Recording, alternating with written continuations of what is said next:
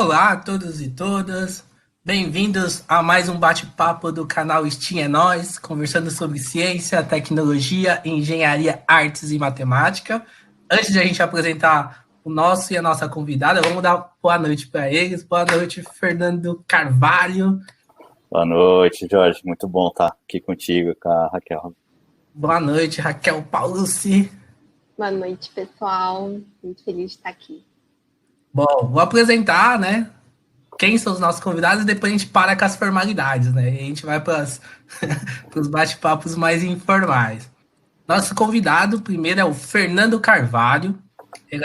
Olha quem é ele. Ele é gerente de marketing da Latam para embalagens, healthcare e pet food na Anchor Flexibilis.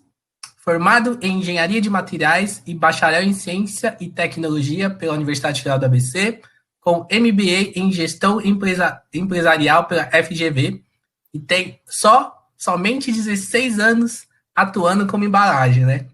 Só isso, né? Começamos bem novinho aí, né? Eu tinha cabelo ainda, estava 20 quilos mais magro, né? Mas agora, né, a gente está atuando aí como gerente de marketing de healthcare pet food, né, para a região Latam, né, do México aí para baixo, né?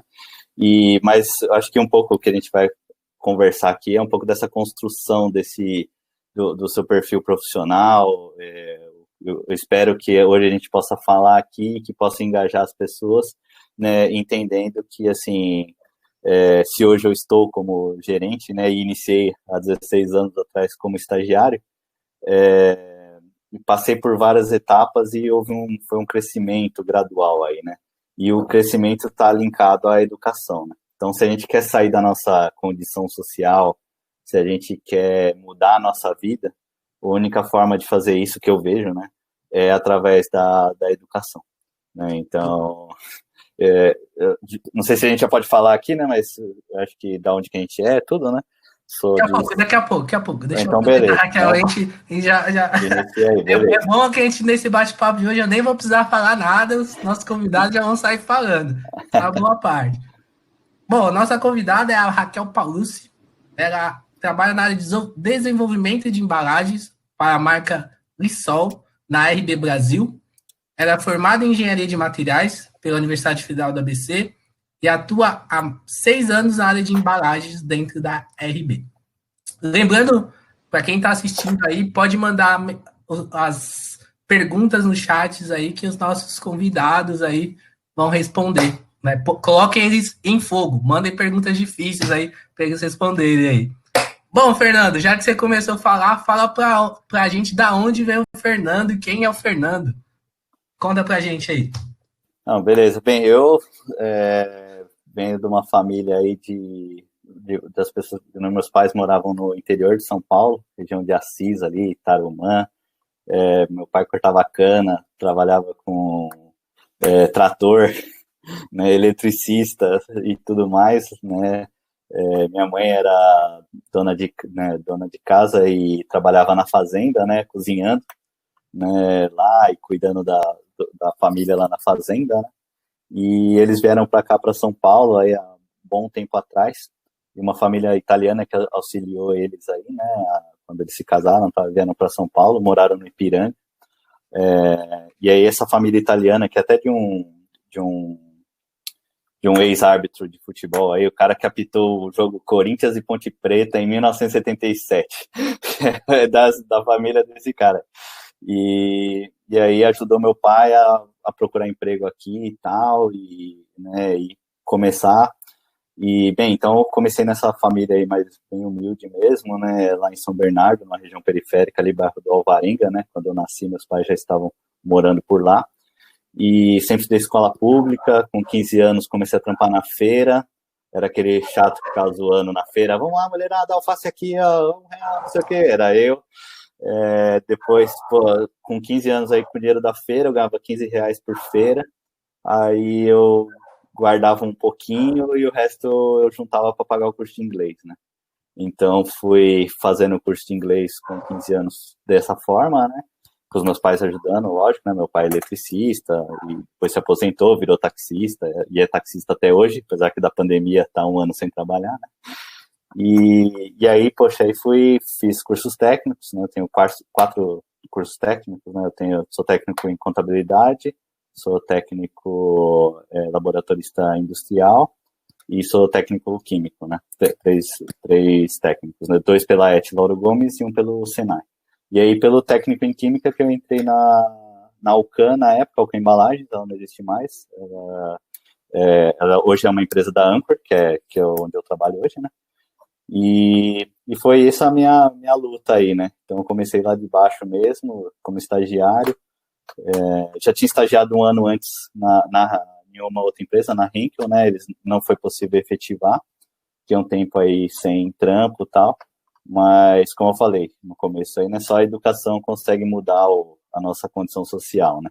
Então, tipo, fui estudando por conta mesmo, até conseguir entrar na universidade, né? Primeiro eu entrei na FASB, né? Faculdade de São Bernardo, e aí depois eu consegui entrar na Federal, na UFABC, onde a gente se encontrou aí, né? E aí na Federal consegui fazer minha graduação, e aí sempre estudando e trabalhando, né? É difícil terminar a faculdade só estudando, imagina trabalhando, estudando e fazendo viagens, etc. Né? E depois entrei aí para, além de fazer vários projetos dentro da universidade, também fiz a FGV agora e aí estamos. Né? Boa, conhecemos um pouquinho. É sempre importante, né, a gente conhecer um pouquinho a história, né, de quem vem aqui, porque senão as pessoas acham que é muito fácil chegar onde que a gente está, né? Isso mesmo. E você, Raquel, conta pra gente, você com essa carinha aí toda quietinha aí, ó, pensando, refletindo. Fazer uma pergunta filosófica, quem é Raquel? Quem sou eu? A minha história é um pouco menos complexa que a do Tuba, né, do Fernando. Falei Tuba, né? Que Não tem problema. Agora já é registrado, Tuba, é ao vivo. É Tuba. Já está registrado, então, o apelido. Na verdade, sim, eu sou do ABC ali, da região de Mauá, Santo André, então desde sempre eu tive uma inclinação para a área de exatas, assim, sempre gostei muito de estudar, eu sempre fui, na real, aqui ao vivo, aquela pessoa que sentava e ficava estudando horas e horas, né? Então, meus pais sabem bem disso. Sempre fui muito, assim, certinha nesse quesito, então muito estudei nerd. muito. Muito nerd. Ah, Jorge, não entrega não.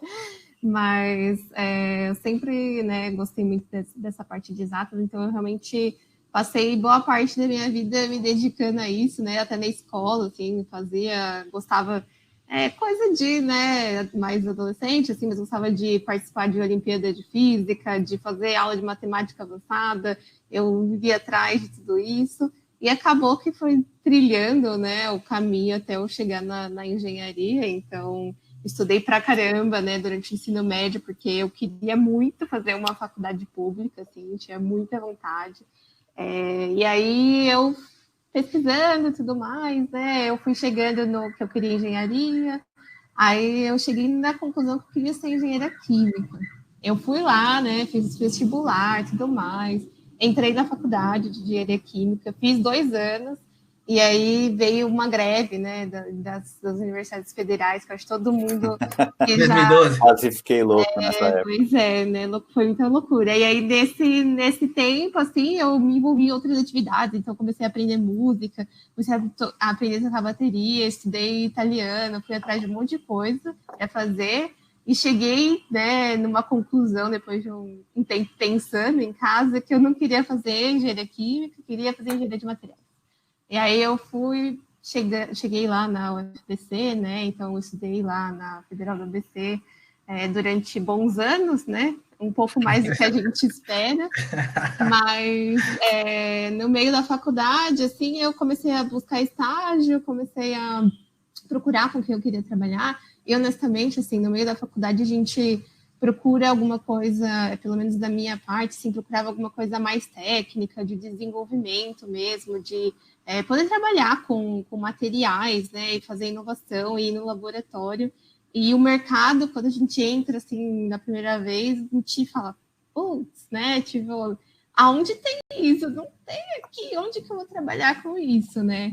E assim, eu caí totalmente de paraquedas na área de embalagens, eu não tinha ideia que isso existia, eu não tinha ideia do que era, né, desenvolver uma embalagem e o quanto de realmente desenvolvimento eu conseguiria utilizar, né? Então, para mim, na verdade, foi meio por acaso, assim, que eu acabei caindo lá, fiz estágio, na verdade, eu comecei fazendo estágio na própria RB, né, que é a Reckitt Benckiser, há 6 anos atrás, e aí eu tô lá até hoje, assim, é uma coisa que eu nunca imaginei que existia, né, eu acho que muitas pessoas não conhecem, mas foi daí que veio tudo isso, né, então foi por acaso, assim, e despertou uma paixão pelo desenvolvimento que eu nem acreditava quando estava na faculdade que poderia existir. Então, essa é um pouquinho do resumo do que sou eu hoje.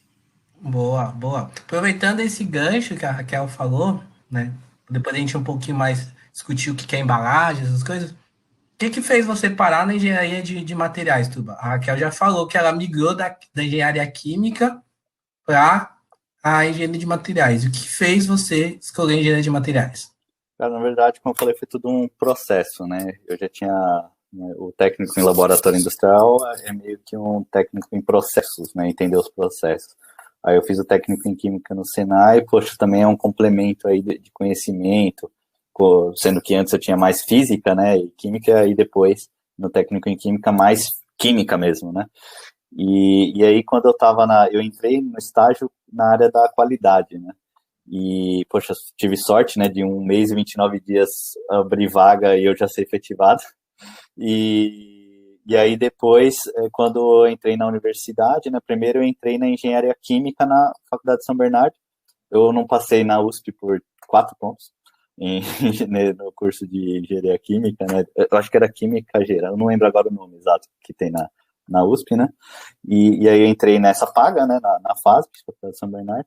E aí eu entrei na UFABC, meio que sem saber também como era a UFABC, né? E aí, conforme eu fui fazendo o curso, né, e aí eu estava mais pendente para a parte de química, tal, as matérias, e aí eu fui fazendo matérias de materiais, e na empresa, né, na Alcan, que hoje é Anchor, né, a gente vê muito sobre materiais, né, uma empresa de embalagens. Eu não sei se, assim, quando eu entrei a primeira vez na Alcan, eu falei, nossa, mas tem uma empresa que faz só embalagem? Eu nunca tinha parado para pensar isso. E eu acho que é esse ponto aí que eu quero dar educação, né, que assim, às vezes lá nas áreas periféricas, né, onde a gente morava, essa informação não chega, que tem empresas que fazem isso, o que as empresas fazem, como onde você pode trabalhar, sabe, e eu não sei como a gente tem, e talvez esse fórum aqui é uma forma dessa informação chegar até essas pessoas, sabe? Pô, aí quando eu comecei a fazer as matérias e tal, e eu vi, pô, mas eu queria entender mais sobre os materiais que a gente usa no trabalho. E aí comecei a fazer algumas matérias, e aí começou isso a me puxar, e eu vi, poxa, faz sentido com o meu conhecimento já atual, e eu vejo que faz sentido para minha carreira aprender mais sobre os materiais, né? E aí os materiais veio me puxando, né? Aí depois de uma aula do Demétrio lá de compósitos, então aí que o cara manja demais, né? Aí você fala, meu, putz, é essa área mesmo que eu quero trabalhar, né? Entendi. A gente tem 2 elogios aqui, né? O Leandro comentou assim, ó, conheci o Fernando no MBA, cara super competente, técnico e, acima de tudo, uma pessoa super do bem. Sucesso a todos e parabéns pelo trabalho, pessoal. E o Pedro mandou aqui, acho que esse deve ser para Raquel, ó. Há quem diga que tem mais química na engenharia de materiais do que na própria engenharia química. Mandou um sorrisinho. Pode ser os dois, acho que o Tubo falou que também entrou na engenharia química, né? Eu não sabia. Isso não foi, né? Fez 4 meses. Fiz 4 meses. Iludido que vai estudar química, e é muito diferente, né? E realmente engenharia química é tipo muito física, né? É muito voltado para realmente reações, né? E aí foi que eu vi que eu queria estudar os materiais, não queria estudar aquilo, não. Bom, então vamos lá. A gente falou muito de embalagem, né? E aí eu vou deixar livre para quem quiser começar a responder, tá? O que é uma embalagem? começou a falar muito de embalagem, né? Mas o que é uma embalagem? Conta pra gente, assim, que muita gente eu acho que não sabe o que é. O que é uma embalagem? Quem pode começar aí? Fala aí, pá. Quer as mulheres primeiro ou quer que eu responda, Raquel? Você que escolhe, Raquel. Você que manda aqui. Né, pode ser, posso responder. Acho que a definição assim, mais. Não tem uma definição exata, né? Mas o que a embalagem é o que possibilita o transporte de um produto, que ele chegue com qualidade para o seu consumidor, né? Que você não tenha perdas dele, né, no meio do caminho. Imagina só transportar alguma coisa sem embalagem, né? O seu produto, sua forma que você quer entregar para o consumidor. Não conseguiria, né? Então, acho que essa é a definição mais básica, mas me complementa aí com você. Não, é isso aí. Acho que o mundo, né, a história da humanidade, ela pode ser contada através de várias formas, né? Um é através das embalagens, né? Então, como que o cara que vivia, o nômade vivia, né, nos antepassados, né? Ele tinha que sair correndo atrás do alimento, né, correr atrás de um bicho para comer, para conseguir comer, achar um lugar onde já tivesse não sabia plantar as coisas, não sabia como se fazia nada, né? Então, talvez a primeira embalagem que se tenha pode ser sei lá, o crânio de um animal onde se carregava uma água, né? Então, a embalagem está presente aí desde o início da sociedade, né? E uma embalagem é aquilo que para proteger, para conter, para isso numa ideia inicial, né? E depois, claro, para trazer a sua marca, para fazer a venda. Mas assim como eu faço esse exemplo do nômade, né, o cara lá no começo, né? As guerras também, muitas guerras se ganharam porque se tinha uma embalagem. Napoleão fez um, um concurso de embalagem, ó, quem desenvolveu uma embalagem aqui para a gente ganhar a guerra, porque como que se ganha a guerra? Não só com armas, mas com comida. Se as tropas não estão alimentadas, como que eles vão conseguir lutar, né? Então, tem histórias lá que Napoleão fez, o cara bolou uma ideia, tipo, a primeira embalagem de conter um alimento já, né, com seu conteúdo dentro, né? Era tipo uma panelinha com a tampinha, meio feita de pedra ali, não lembro do que era exatamente, que a pessoa podia esquentar, carregar e esquentar. E se você vê até na arte, né, você pode ver que se você pegar uma foto, uma pintura, né, onde se foi retratado Napoleão, ele tem um frango, às vezes, dentro da camisa aqui. Tipo, porque não tinha uma embalagem. Hoje não, hoje o cara tira, né, hoje como que, né, o exército tem uma embalagem, o retortable pouch, que é esterilizado, que é, né, que vai trazer aquele alimento na nutrição adequada, né? Então, pensando nesse ponto, a sociedade se desenvolve através da embalagem, né? Tem lugares que a gente ainda não tem água potável. Tem lugares que a água potável só vai chegar se tiver uma garrafinha. Ah, essa aqui é do meu filho, do Luiz. O primeiro aninho do Luiz. Então, assim, a embalagem, ela é super importante, né? Tem um vídeo que acho que até me ajudou quando eu iniciei no ramo de embalagem, que é muito bom, que é um vídeo francês que ele mostra um dia sem embalagem, né? Então, o cara entra no supermercado, tipo, ele pede frios. Meu, e agora? Onde que ele coloca os frios? Aí, tipo, ele coloca no braço, assim, sabe? Tipo, ele coloca no braço. Aí ele vai pegar o leite. Puta, ele pede uma tigela para botar o leite. Queira ou não, ali já é uma embalagem que tá contendo o produto, né? E aí, no final, ele tá tudo assim e tal. Aí chega um cara, um amigo dele, para cumprimentar ele. E, tipo, ele não pode dar a mão e tal. Ele vai lá e dá um beijo no cara. Porque, tipo... Aí, tipo, o cara, se ele tivesse a embalagem, ele conseguia cumprimentar direito e tal, não sei o quê. Então, assim, a embalagem, ela está presente no nosso dia a dia e ela é de extrema importância. Beleza, a gente já entendeu um pouquinho de embalagem. Existem vários tipos diferentes de embalagem? E aí, quais são os exemplos, assim, que vocês podem trazer, por exemplo, do nosso dia a dia, das mais simples às mais complexas, assim? Embalagens tem milhares, né? A gente pode segmentar aí, até porque a Raquel trabalha num outro segmento das embalagens, né, do que eu, né? Acho que a gente pode segmentar facilmente em embalagens rígidas, embalagens flexíveis, embalagens cartonadas, papel cartão, etc., né? E embalagens de transporte. Então, numa segmentação mais macro, eu acho que faria sentido uma primeira segmentação, né? Não sei, Raquel, se quer complementar algum ponto, assim. Eu acho que tem vários jeitos da gente segmentar, né? Acho que por exemplo, esse é o por tecnologia, né? Então você vai realmente no material, né? Do que ela é composta. Então tem esses exemplos, tem embalagens metálicas, tem inúmeros, né? E você tem dentre essas tecnologias subcategorias. Então, assim, você tem infinitas possibilidades de embalagens, assim. Mas aí tem a embalagem que vai com o produto final, tem a embalagem que é usada no transporte, então não só aquilo que você compra lá no mercado ou aquilo que você recebe na sua casa de alguma maneira, mas aquela caixa que vai no caminhão é uma embalagem, até assim, falando em complexidade, até dá para citar tipo, uma coisa super complexa que todo mundo está ouvindo agora, como que as vacinas do coronavírus vão chegar para as pessoas, né? Precisa de uma embalagem super complexa, que aguente uma certa temperatura, né? Ou, por exemplo, como que você esquenta a sua lasanha no micro-ondas, aquilo também é uma embalagem, é um tipo de embalagem. Então, assim, você pode segmentar por materiais, com certeza, isso é uma das mais utilizadas, né? Mas quando você vai descendo nas subcategorias, são infinitas. Assim, infinitas possibilidades e sempre dá para criar algo novo, né? Então... até como uma amiga minha me falava, né, uma engenheira que eu trabalhei, né, a Gisele, de Gica, que a gente chamava, ela fala assim, isso aqui é uma embalagem rígida, mais fácil de explicar. Mas isso aqui é uma embalagem flexível, é uma embalagem que se mexe. Ela falou isso na entrevista dela, e a embalagem se mexe, tá? E assim, mas assim, é um conceito simples, né? Mas faz sentido, né? Então você pega quantas embalagens hoje que você utiliza, né? E você consegue entender hoje, se você olhar, talvez depois dessa live aqui, o pessoal vai olhar em casa e falar assim, poxa, mas isso aqui é verdade, não é a mesma, não deve ser a mesma máquina, a mesma tecnologia que faz isso, né? E é legal entender isso até para entender, poxa, eu espero que muitos adolescentes vejam esse vídeo aqui, né?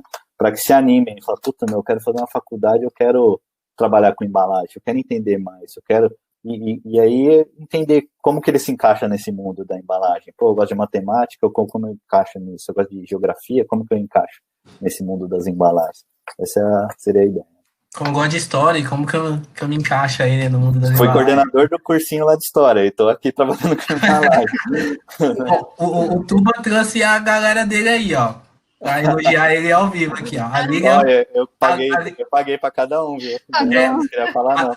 A Liga mandou aqui, ó. Trabalhei com o Tuba na Alcam por quase 3 anos. Um super profissional. Obrigado. Aí a Eliane, Cristina, eu ia fazer outras perguntas, mas já que veio pergunta do pessoal, vamos mandar a pergunta das pessoas, aí vocês respondem. A Eliana Cristina mandou assim, ó. Qual é o maior desafio para o desenvolvimento de uma embalagem? E aí, tá com vocês a resposta aí, ó. Cara, o maior desafio. Porque são tantos. Acho que dá para falar, talvez, atualmente, assim. O que mais está pegando quando você vai fazer algo novo agora, totalmente inovador, assim, de algo que não existe. Eu acho que todo mundo já ouviu falar de como a sustentabilidade está entrando em jogo, assim, né? Então, acho que toda embalagem nova que a gente vai fazer agora, de uma coisa do zero, ou pensar num conceito, ou desenvolver alguma coisa, é realmente pensar não só nela, mas como ela vai se comportar na cadeia, né? Então, vamos supor, se for um caso, quanto de plástico eu vou pôr ali? Ou quanto de papel eu vou pôr ali? Eu preciso de tudo aquilo mesmo, né? Como que eu faço ela ser mais otimizada possível para que a cadeia não seja tão impactada, né? E que a cadeia se beneficie dessa embalagem de alguma maneira. Então, o consumidor, o descarte, o reciclador, e que possivelmente ela possa voltar, né, e completar o ciclo de vida, né? Eu acho que quando a gente fala de desenvolver uma embalagem, às vezes é tão corriqueiro assim, e a gente fala, os desafios são sempre os mesmos, né? A correria do dia a dia, criar alguma coisa inovadora, discutir com o time de marketing, qual que vai ser o conceito, como que vai ser apresentado, o desafio de produzir, de colocar numa linha de produção. Mas acho que hoje, assim, se eu for falar o que eu considero o maior desafio com algo realmente inovador, seria nesse quesito. Esse para mim é o maior desafio hoje. Eu acho que a sustentabilidade, ela está em pauta, né? Até a Anchor, né, que é a empresa que eu trabalho, ela é uma das 9 primeiras empresas de embalagem que assinou um pledge, né, um compromisso de desenvolver suas embalagens para ser desenhadas para serem recicláveis ou reutilizáveis até 2025. Então, assim, isso está escrito, né, por o nosso CEO, e é algo que, assim, a gente conversa todo dia sobre o assunto. Então, assim, é algo que está muito em pauta, né, e isso para o mercado geral. E aí há desafios em cada área, né. Então, quando você fala de uma área de alimentos, o desafio para desenvolver uma embalagem que traga a segurança adequada para o consumidor, que seja de forma usual e que chegue o alimento de forma perfeita na casa de cada um dos consumidores. Lembrando que eu posso ser um consumidor daquela embalagem que eu estou desenvolvendo, né? Para pet food é a mesma coisa, né? Que eu sou responsável por essa linha, né? Como desenvolver uma embalagem que vai atender os nossos animaizinhos e que eles vão ficar super bem e que tenha a nutrição adequada, né? Você vê que tem os nossos clientes, né, eles têm um time de desenvolvimento super forte para desenvolver o alimento, né, o melhor alimento para o animal, e eu tenho que prover a melhor embalagem para esse alimento chegar. E como a Raquel comentou, né, na parte de healthcare, Covid, tudo está interligado, né? Nós fornecemos embalagens para esterilizáveis, né? Então, o papel, grau cirúrgico, os filmes utilizados, né? Não sei se vocês sabem, né? Quando você for tomar lá vai tomar vacina ou vai tomar uma injeção e tal, normalmente você tem que olhar como que vai ser aberto lá o plastiquinho com o papel, né? O enfermeiro, ele tem que abrir assim, né? Se ele pegar e tentar furar, né, com a seringa, assim, o papel, os micro-organismos podem estar nas fibras do papel, ficam presos para um papel especial. E aí você contamina a seringa na hora que você vai tomar a injeção, é uma contaminação. Então, assim, a embalagem, ela está presente até nesse momento, né? E aí a gente tem que trazer essa segurança para quem está utilizando, de uma forma também a sempre minimizar aí os impactos. E eu acho que tem até uma pergunta aí que está relacionada com esse que a gente está falando. A gente já vai para essa pergunta do Flávio aí, a gente vai dar uma seguradinha. Fazer um suspense aí com o Flávio para ver se a gente vai fazer a pergunta dele ou não aí. Mas a gente falou já de um universo, né? O mundo da embalagem.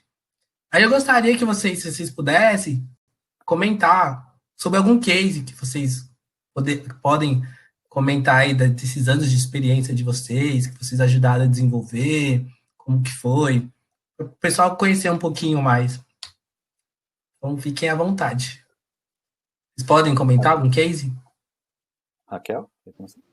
Sim, Raquel, o Fernando já joga para você. Tem a primeira, tudo bem, primeiras damas. Né? Uma sua, outra minha, vai, vamos lá. Tá, eu vou deixar a pergunta do Fábio para vocês. Beleza, boa. Porque o Fábio é meu chefe. É ex-chefe. O Flávio é seu ex-chefe? É recém ex-chefe. É recém. Então. Entendi. Bom, um case, qualquer um, deixa eu pegar vamos dizer, um recente, assim. Bom, a gente vou pegar alguma coisa interessante, minha memória tá meio ruim agora. Quer que eu falo? Tenho já na cabeça. Já. Então tá bom, está pronto. Vamos lá. Bem, um dos projetos aí que eu posso comentar que eu participei, né? Mesmo sendo mais especialista aí na parte de healthcare, na parte de pet food, eu fiz um projeto junto com o time da Anchor da Itália, né, da cidade de Arenzano, né, onde a gente desenvolveu o bag, né, a embalagem, né, uma embalagem que fica em pé, da Royal Canin, né, e aí toda uma tecnologia, né, que tem dentro nela, ela fica em pé, ela tem um zíper, ela tem um corte laser para facilitar a abertura, ela tem um fundo quadrado para posicionar adequadamente o produto no ponto de venda, né? Mas o mais bacana disso tudo foi que eu fiquei uma semana lá na Itália para fazer esse projeto, entendendo com todas as áreas, com a área de produção, com a área de desenvolvimento, qualidade, todos os processos. Eu era da área de vendas nessa época, né? E aí entender tudo isso, entender a logística de como trazer esses bags produzidos na Itália para o Brasil, fazer a logística interna e como fazer a venda. Então, e alinhar tudo isso com o cliente, né? Como que a gente ia receber os pedidos, como que seria a forma de listas de preço e tudo mais. Então, assim, por que eu coloco esse como um case muito bacana? Porque ele consolidou todos os conhecimentos que eu vim construindo durante a minha carreira. Então, desde o conhecimento técnico do desenvolvimento em si da embalagem, saber explicar o que é um COF, o que é uma força de aderência, uma força de selagem, por que isso influencia no processo do cliente ou não, na abertura, né, quando se enche o bag, qual que eram as dificuldades. Eu acompanhei o processo do cliente, acompanhei o processo da minha empresa, fiz a parte de logística, fiz comércio exterior, e sendo um engenheiro, na verdade, ele estava como um executivo de vendas, né, mas com a graduação de engenharia. Então, isso foi uma consolidação de todos os conhecimentos, né? E eu acho que isso que é bacana, né? A gente vai estudando, né? É legal estudar, como a Raquel comentou, né? É legal estudar, você começa, quanto mais você estuda, mais você fica com vontade de querer aprender as coisas e buscar informação, né?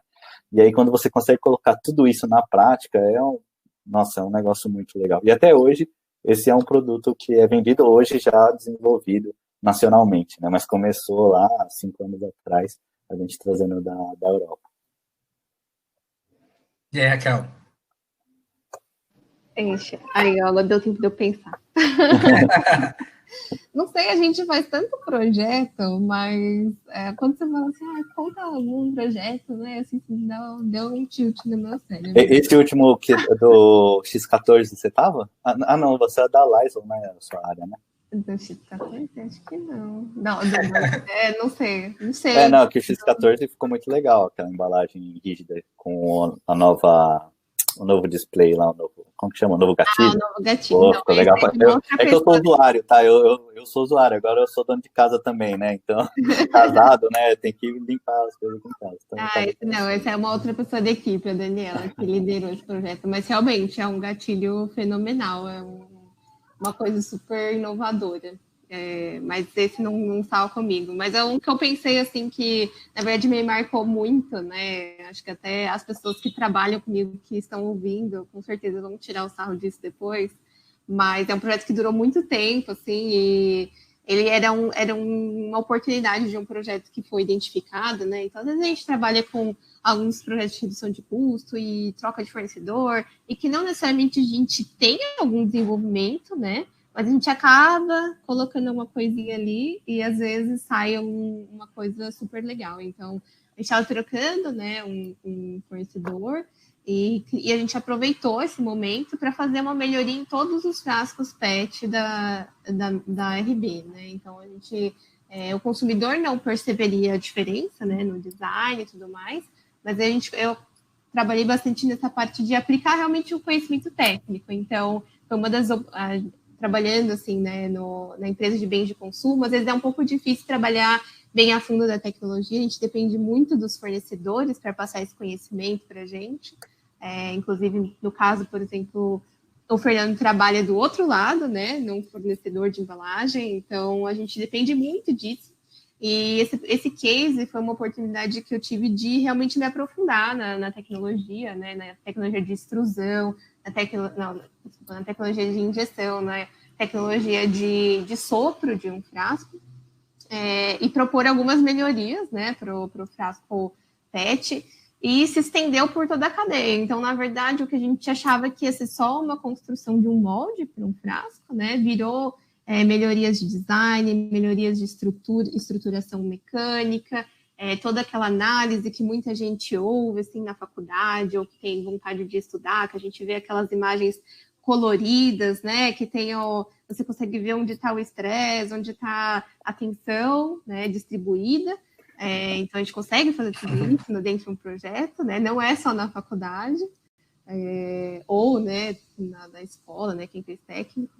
E ver isso aplicado, né, para fazer uma melhoria dessas embalagens PET, que foram todas as embalagens do Veja Perfumes e Sensações, e também no transporte. Então, assim, a gente começou, foi um dos primeiros passos dentro da fábrica que a gente começou a utilizar embalagens secundárias, né, embalagem de transporte do frasco, retornáveis. Então, uma coisa bem pequena, né? Por exemplo, a gente descartava todo o papelão ou vendia, né? Ou essa embalagem de transporte, a gente começou a utilizar embalagens reutilizáveis. Então, agora, anos depois, isso já faz um tempinho, eu trabalhando com sustentabilidade, a gente vê onde começou alguns steps, assim, algumas coisinhas. Então, foi um projeto que me marcou muito e que deu muito trabalho, mas que era para ser só uma coisinha simples e a gente consegue inserir esse tipo de conhecimento dentro do dia a dia dos projetos. Bacana, super 2 cases muito, muito bons. Agora que vocês saíram da zona de conforto de vocês, vou trazer umas dificuldades. Agora vem a questão do Flávio e a questão do Kleber. O Flávio pergunta assim: o plástico é um material ruim mesmo, como falam? E aí depois vocês já emendam e respondem a do Kleber. Contem quais são os desafios técnicos que vocês mais enfrentam nos projetos. Beleza. A gente ia falar que eu ia ficar com essa do plástico primeiro, né? Então, acho que a gente vive aí na era do plástico, né? E há uma demonização inadequada aí do uso do plástico, né? Com certeza, eu pego alguns exemplos, né? Como eu falei, não existe água potável em alguns lugares. Ela só consegue chegar, às vezes, hoje em alguns lugares devido ao plástico, né? Aos polímeros, né? Alguns medicamentos, eles só chegam em áreas remotas aí do mundo, ou vacinas, ou devido a embalagens plásticas que fazem parte aí do pacote dos compostos que são utilizados para a sua distribuição, né? Então, assim, o que eu vejo mais como uma falha, né, e é isso, por isso que a Anchor até assinou esse pledge, né, é a gente fazer mesmo essa economia circular, né, de como a gente consegue utilizar adequadamente os plásticos, trazer, e aí eu falo de novo sobre educação, né, trazer a educação, a consciência no uso correto dos plásticos pela sociedade, o seu descarte adequado, a sua coleta adequada, né, então ter uma política, eu acho que pública mesmo, de gestão de resíduos, né, bem definida. Você vê que mesmo os países desenvolvidos estão caminhando ainda nesse modelo, né, de uma melhor economia referente aos plásticos, né, e a gente tem que seguir nessa, né. Então, pelo contrário, imagina hoje, como eu falei, né, imagina hoje a gente sem as embalagens plásticas, né, imagina um mundo sem embalagens. Isso é algo que não é possível, né. A gente teria, o plástico ele reduz, né, muito as pegadas de carbono frente a outros materiais, como a Raquel comentou, né? Então a gente, na Anchor, né, a gente tem como fazer, a gente tem uma ferramenta, né, que ela faz uma análise do ciclo de vida, do material e de um novo desenvolvimento. Se a gente quer fazer um novo desenvolvimento, a gente tem como avaliar isso, né, e poxa, qual que vai ser o impacto real dessa embalagem? Muitas vezes uma embalagem plástica vai ter um impacto menor do que outras embalagens. Então, é esse escopo geral que a gente tem que ter. Mas, quando a gente vê políticas públicas que não estão bem adequadas, aí começa a distorcer, e aí a gente não tem discussões ricas como a que a gente está fazendo aqui, às vezes na mídia, né? E aí a mídia só coloca como algo ruim, né? Pô, vamos acabar com as sacolinhas, o canudo não tem que ter mais, não sei o quê. E aí, porque é de plástico, o plástico é ruim, então. E começa a ter vamos dizer, criar uma casca como algo ruim. Mas pelo contrário, se você utilizar, um medicamento chega de forma adequada a um paciente devido a uma embalagem que em sua composição tem o plástico. Pessoas estão sendo salvas através de uma embalagem que contém o plástico. Eu acho que o que tem que mudar é qual é a conscientização que a gente coloca na sociedade para o uso correto, né, e o descarte correto dos plásticos. Aqui em Santander a gente tem coleta seletiva, né? Todos usam a coleta seletiva de forma adequada? Não. Como que a gente faz para as pessoas usarem isso? Você anda de carro, o cara tá lá jogando o copo do que ele tomou um negócio lá e jogando no chão. Então, acho que a gente tem que criar uma conscientização e uma educação. Boa. Ficou a do Kleber para Raquel?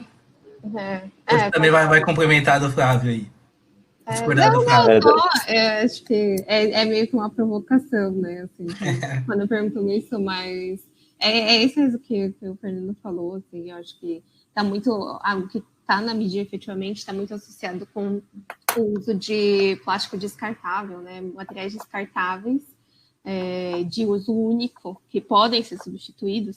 Nesse caso, realmente, a gente pode induzir o consumidor a não utilizar alguma coisa desse tipo, mas realmente tem toda a parte benéfica e tem toda a análise de ciclo de vida que muitas vezes a gente acaba chegando em um resultado que o plástico ele é melhor do que alguma outra embalagem. E aí, só complementando, assim, nessa questão da coleta seletiva, aqui, bom, em São Paulo também, eu sou do ABC, né, sou de São Paulo agora, mas também tem muitas oportunidades, né, acho que muita gente utiliza, na verdade, acho que o trabalho de todos nós é como a gente fomenta esse tipo de ação e como que a gente fomenta as empresas que trabalham como recicladores, né, então a RB tem ações, várias empresas têm ações nisso, e eu acho que está evoluindo muito, principalmente nos últimos anos, só complementando. Mas eu vou passar para a pergunta do Kleber, então. Deixa eu ver qual que era, quais os desafios técnicos que a gente enfrenta nos projetos, milhares, inúmeros, os conhecidos e os desconhecidos que a gente vai descobrindo no dia a dia. Primeiro, assim, geralmente, acho que desafio técnico todo projeto tem, poucos projetos que a gente não se depara com algo novo, algo que precisa ser solucionado.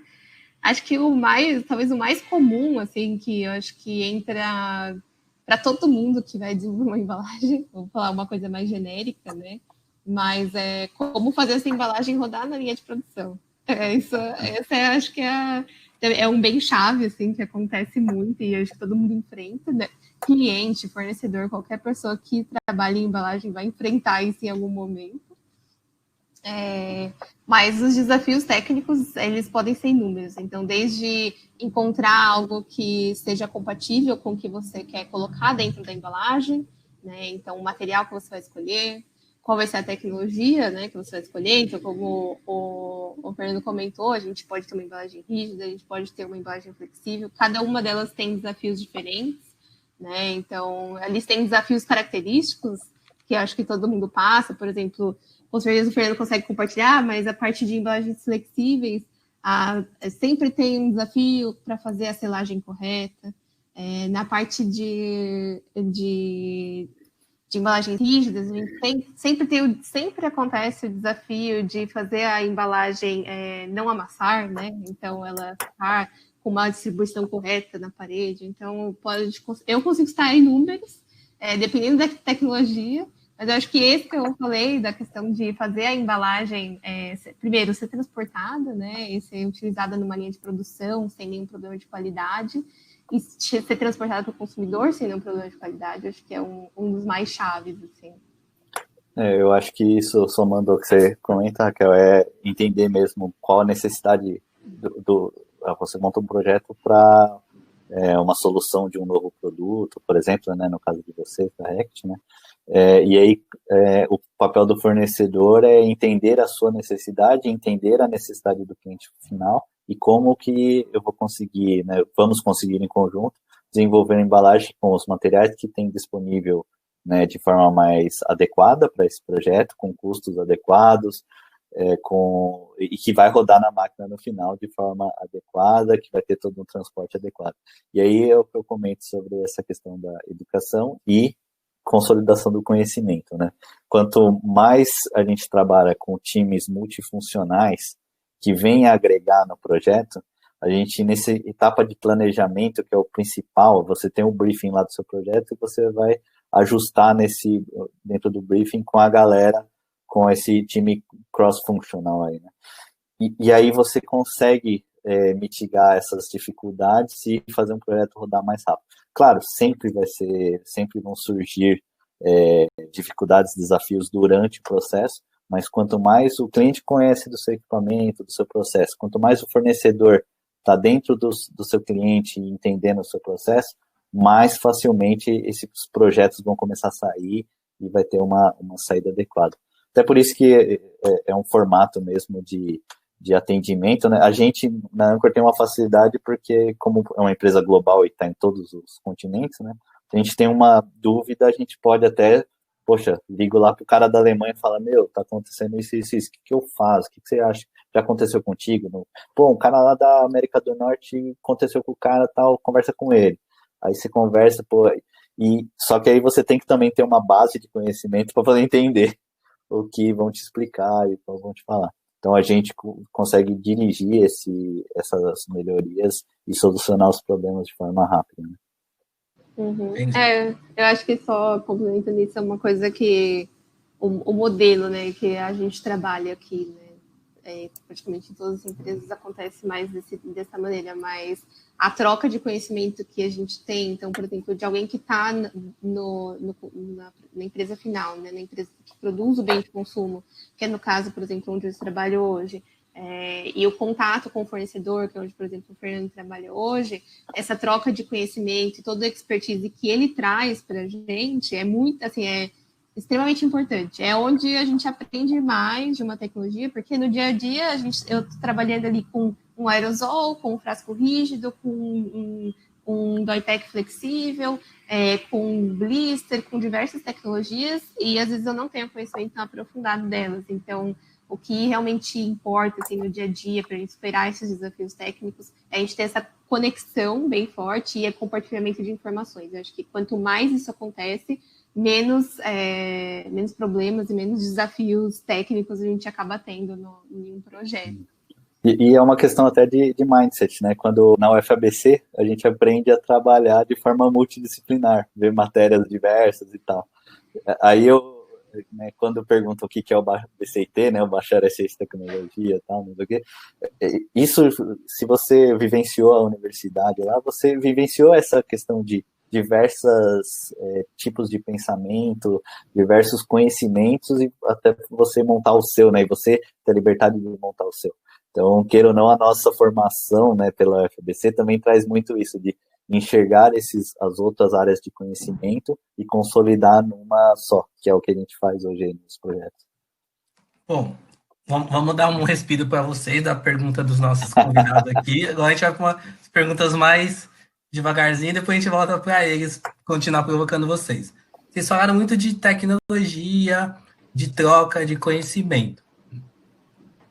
Tem muita discussão, né, de muitas pessoas que falam assim, fiz engenharia, mas terminei a engenharia, estou trabalhando, mas eu não uso os conceitos que eu aprendi dentro da universidade, né? E qual que é a importância dos conhecimentos que vocês já começaram mais ou menos a responder, mas mais para enfatizar, qual que foi a importância dos conhecimentos que vocês adquiriram dentro da universidade e mais do que os conhecimentos, do que a universidade trouxe para vocês, para que hoje vocês conseguissem ser essas pessoas responsáveis, aí, chefes, referências na área onde vocês estão. Agora é a minha vez ou a da Raquel? Da UFBC eu posso falar durante horas e horas. Porque eu acho que, assim, primeiro, a parte de conhecimento, independente da área, né, que você vai trabalhar, uma faculdade de engenharia, né, no caso que é o que a gente está comentando, te dá duas coisas assim, principais, eu acho. O desenvolvimento do seu raciocínio lógico, que isso vai ser aplicado em qualquer carreira que a pessoa seguir, independente que seja uma área técnica ou não. Eu acho que uma faculdade de engenharia, ela puxa muito isso e faz você se desenvolver dessa maneira. E a segunda coisa é você aprender a trabalhar sob pressão. Então, aí não falando do conhecimento técnico especificamente, mas eu acho que uma faculdade de engenharia traz essa urgência, né, de você resolver problemas, de você ter que se virar nos 30 realmente, né, assim, usando uma expressão, mas é o que realmente acontece. Então, do lado da faculdade em si, seria isso. E de conhecimentos técnicos, na área de embalagens, por exemplo, a engenharia de materiais, ela dá uma base muito grande, assim, não consigo nem mensurar, assim, dá para ver no dia a dia o que a gente faz. Acho que até o Fernando pode falar mais disso, porque ele trabalha na tecnologia especificamente, mas mesmo para quem trabalha numa empresa de bens de consumo na área de embalagens, ou que tem vontade de trabalhar, com certeza você vai fazer uma análise mecânica, você vai fazer uma análise de elementos livres, você vai fazer uma análise de química, de compatibilidade de fórmula com a sua embalagem.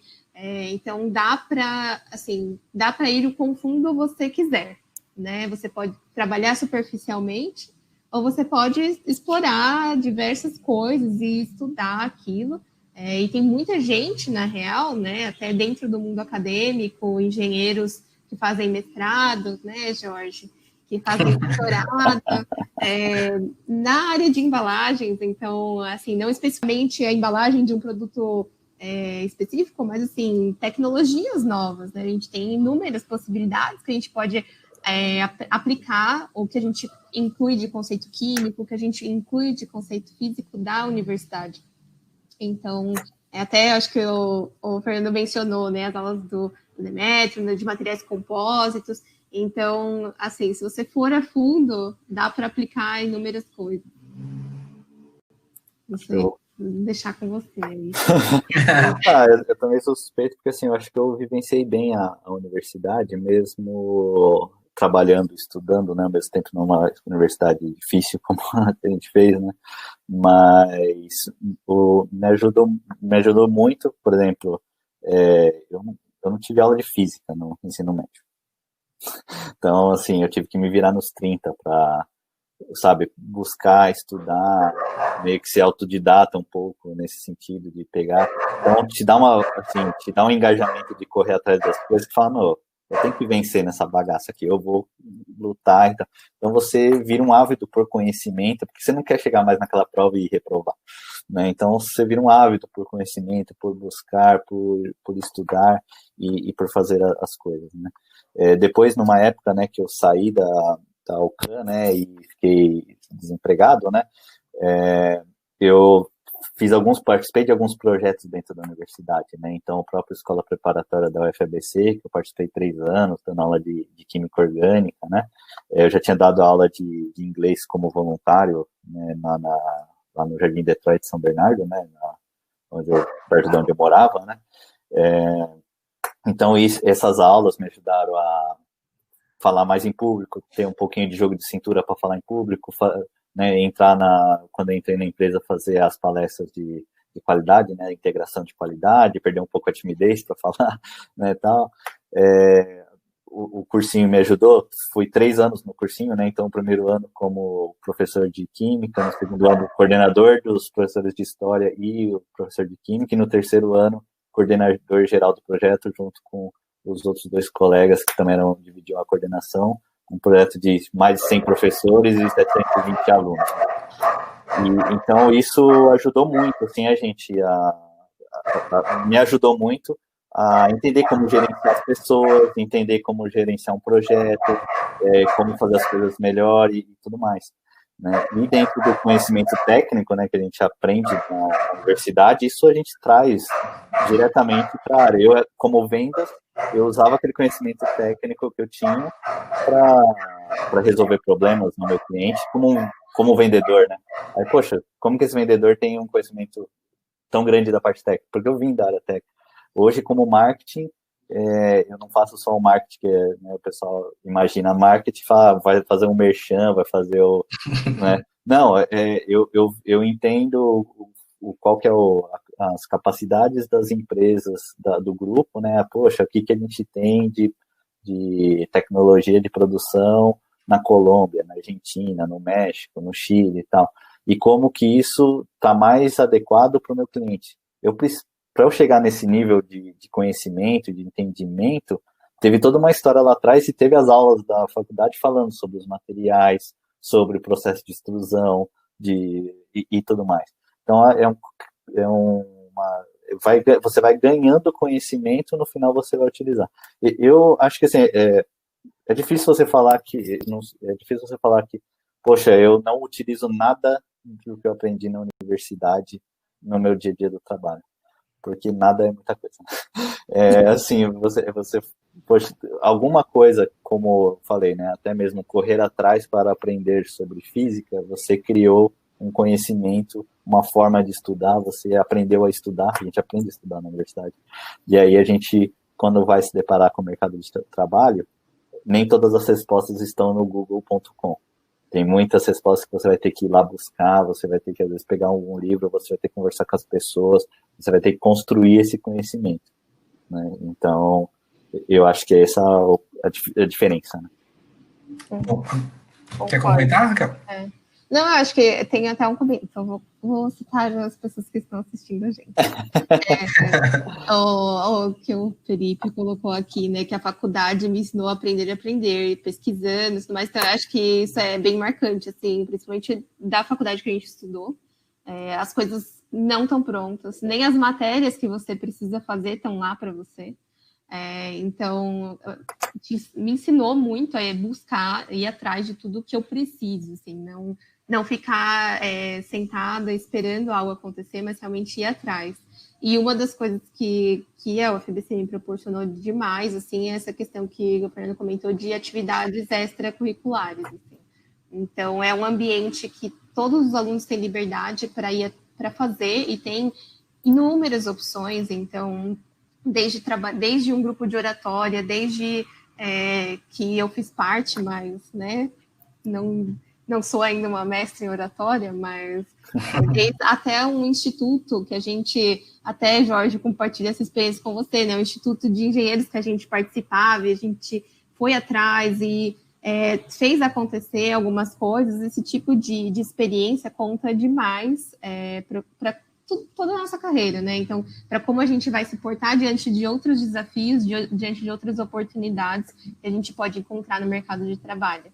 E aí você volta, né, e fala assim, nossa, o meu comportamento hoje com certeza foi moldado pelas oportunidades e coisas que eu participei durante a faculdade. Então, as dificuldades que eu encontrei não só nas matérias, mas também em como desenvolver uma palestra para 150 alunos, né, trazer um cara lá do Taiwan para vir falar de materiais metálicos, então, e como fazer as pessoas se engajarem, né? E aí você chega depois de uma reunião com marketing, e você fala assim, bom, agora é a hora que eu aplico aquilo que eu aprendi lá, né, de resiliência, de como que eu vou fazer isso acontecer. Então, acho que isso molda muito como que a gente vai se comportar na nossa carreira. São muitas experiências, se a gente for contar aqui, né? Inúmeros, não dá nem para falar. Mas vamos trazer os questionamentos que o pessoal está provocando vocês bastante. Então vamos fazer uma sequência aí de 3 perguntas aqui. E um abraço pro Felipão aí que trabalhou comigo também. Boa. Sim, gente boa. Vamos lá. Então, anota aí para vocês não se perder as 3 primeiras perguntas, tá? Então vamos lá. Primeira é da Juliana Tonini.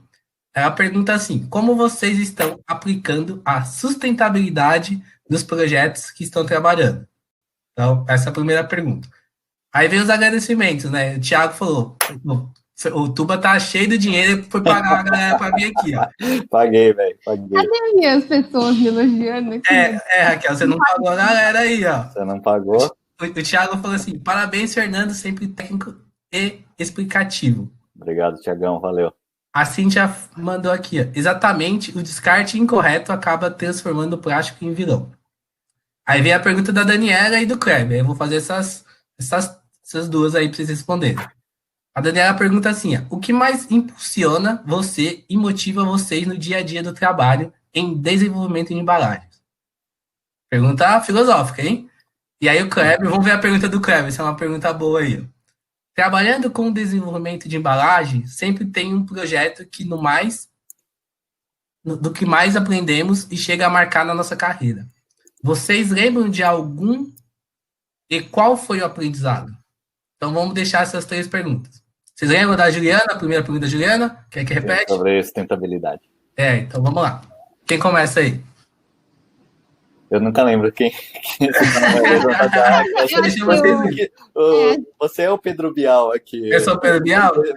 Então vai, Fernando, começa aí. O Fernando começou a falar disso, que você tem uma calculadora de sustentabilidade. Eu acho que aí, ó. A gente tem uma ferramenta de sustentabilidade para isso, mas eu acho que é um pouco mais amplo do que isso, né? Como lá na Anchor, a gente já trabalha com esse mindset de sustentabilidade, já está no nosso dia a dia, a gente está todo dia falando sobre esse tema. Então, sempre quando pinta algum projeto ou a gente faz uma sessão de inovação com os clientes, a gente está preparando uma sessão de inovações com os clientes, e aí já fica até o convite, tá, Raquel?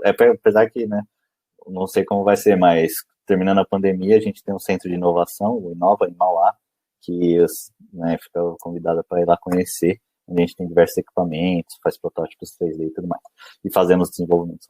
Mas a gente sempre pensa na inovação, como que a gente pode trazer uma inovação, mas também do ponto de vista de ser uma embalagem mais sustentável do que a que já teria hoje. Ou se é uma solução inovadora, como a gente faz o mais sustentável possível, já desenhada para ser reciclável ou reutilizável.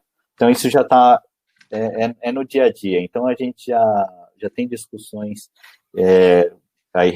locais, regionais e globais sobre quais são os materiais, as estruturas que são mais sustentáveis, que têm menor pegada de carbono, ou utiliza materiais de fonte renovável, que usam mais ou menos, né, que usam uma menor quantidade de água, e, bem, todos os parâmetros, as características aqui que a gente pode elencar de sustentabilidade. Então, isso a gente já tem discussões internas para quando a gente vai falar de um segmento, de uma embalagem, de um produto, esse time multifuncional vai para a discussão já preparado. A gente, poxa, vamos utilizar esse tipo de material ou vamos utilizar aquele? Poxa, normalmente se utiliza esse, mas esse outro que veio agora, que é uma inovação, a gente está utilizando numa outra região e é melhor e tal. Então, é bastante isso que a gente atua para ter mais projetos, aplicando a sustentabilidade nos projetos. Respondi a primeira pergunta? Vai lá, Raquel, responda essa aí. É a primeira ainda ou a segunda? Responde a primeira, da Juliana. Como vocês aplicam sustentabilidade nos projetos que vocês estão trabalhando? Acho que, bom, o Fernando falou bastante, assim, que é, na verdade, um mindset, né? Então, acho que é alguma coisa que a gente está começando a construir dentro do RB. A gente já tem metas super estabelecidas, né, da parte da empresa mesmo, do que a gente quer trazer de material reciclado, de material de redução de plástico e de material reutilizado. Então, a gente trabalha baseado nisso, né, nas nossas metas, mas realmente o que acontece no dia a dia. Então, entender como que a gente vai colocar um plástico pós-consumo nas nossas embalagens, como que a gente vai fazer isso ser parte da cadeia, como que a gente vai reduzir a nossa embalagem ao ponto ótimo dela, né? Então, menor quantidade de plástico, mas com a qualidade adequada, ou de outros materiais, né? A gente falou mais de plástico, mas também pode ser de outras embalagens.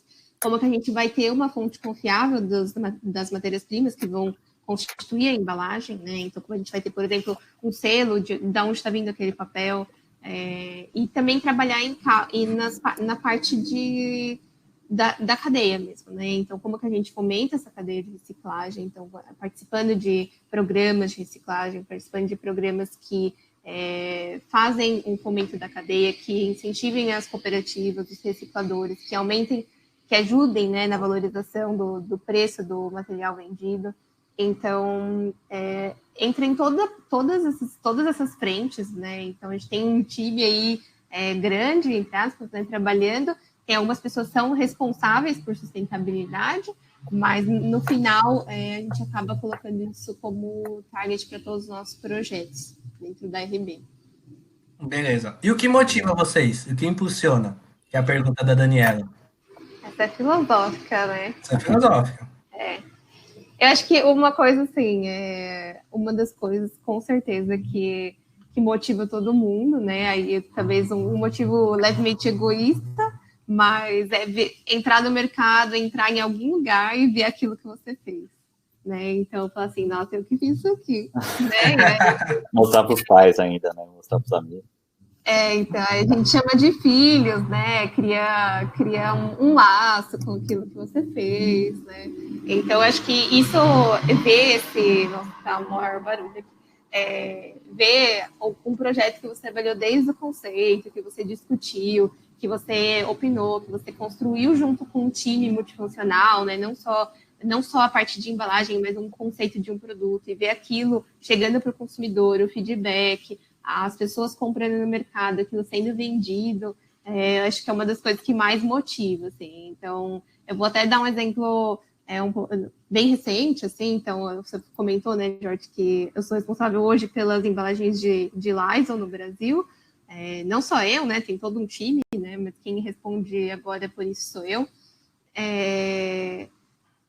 Essa situação atual, por exemplo, que a gente está vivendo, né, a gente está falando assim, o coronavírus. Então, o que estava me motivando, principalmente nesse período, o quão rápido eu consigo desenvolver essa embalagem, o quão rápido eu consigo aprovar isso para colocar no mercado e os consumidores poderem se beneficiar e poderem comprar esse produto para trazer segurança para casa deles. Então, dependendo do projeto e do momento, a gente tem alguns tipos de impulsos diferentes. Então, esse eu consigo falar recente, assim, porque foram meses de trabalho super intensos para lançar diversos produtos da marca Lysol para os consumidores, para poder realmente trazer essa segurança para eles e ver que as pessoas estão comprando e estão se protegendo, e aquilo está podendo evitar uma doença, está podendo evitar uma contaminação. É uma das coisas que mais me motivou nesses últimos meses. Assim. Legal. Bem, eu já vou pegar esse gancho e responder também a pergunta do Kleber, sobre o projeto, o projeto, tá? Pegando esse gancho do que a Raquel falou, assim, eu acho que é mudar a vida das pessoas. Então, você aí desenvolveu o Lysol, você está mudando a vida das pessoas, você está ajudando as pessoas a se cuidarem de um negócio que, tipo, surgiu e você estudou para isso e você tem a capacidade de estar na casa das pessoas. Muitas pessoas, com certeza, foram beneficiadas através de um projeto que você fez. Então, acho que isso não tem preço, né? Eu acho que esse é o ponto, né? E é um pouco do que eu falo também. Eu acho que o principal eu fiz uma caminhada, né? A jornada de 1000 milhas começa com o primeiro passo, né? Eu tô nessa caminhada de 1000 milhas aí, de conhecimento, de trabalho, de estudo, de faculdade, de vida pessoal, etc, né? E aí tudo isso se converteu em eu ter um conhecimento para desenvolver produtos, para desenvolver as embalagens, para apoiar os times, para trabalhar em conjunto, para fazer a diferença na sociedade, através tanto de ações aqui com as embalagens ou no nosso dia a dia, como fazer esse bate-papo aqui e tentar engajar mais pessoas para o estudo, para o trabalho, para a universidade, né? Então, por exemplo, e aí pegando esse gancho, né, poxa, eu desenvolvi um projeto, né, um segundo projeto, além da Royal Canin, né, que eu comentei, mas eu desenvolvi um projeto aqui no Brasil de uma embalagem que ela é uma embalagem do mercado de medicamentos, né, ela retira a umidade do ar. Então, alguns medicamentos, quando eles estão fechados, né, aqui, ele só a umidade que está aqui dentro, ele já se danifica, né? Então, tem um medicamento, que é um imunossupressor, quando você faz um transplante, você tem que tomar esse medicamento, né? E aí a pessoa não tinha acesso a esse medicamento, porque na embalagem, mesmo na melhor embalagem que se tinha, ele durava lá 3, 6 meses, aí o princípio ativo se perdia. E aí, como uma pessoa lá no Amazonas toma o remédio? Se tem que o governo que compra por licitação é demorada, aí o produto já está lá produzido, aí vai ter que mandar fazer o transporte, acaba se perdendo o produto. A gente trouxe uma embalagem que a gente, né, fez o projeto junto com o pessoal lá da Alemanha, né, e trouxemos aqui, fizemos toda a homologação, demorou 2 anos o projeto, 2, 3 anos o projeto e tal.